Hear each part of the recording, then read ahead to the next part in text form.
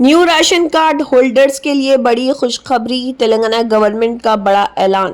نئے ration card holders کے لیے ایک بڑی خوشخبری۔ تلنگانہ سرکار نے اپنی آروگیہ شری ہیلتھ اسکیم کو مضبوط بناتے ہوئے 10 لاکھ ٹریٹمنٹ کیمپ تک بڑھا دیا اور اسٹرکچر کو ریکگنائز کیا ہے۔ ساتھ ہی state wide ration card distribution campaign بھی لانچ ہو چکی ہے، جس سے کروڑ لوگوں کو فائدہ ہوگا۔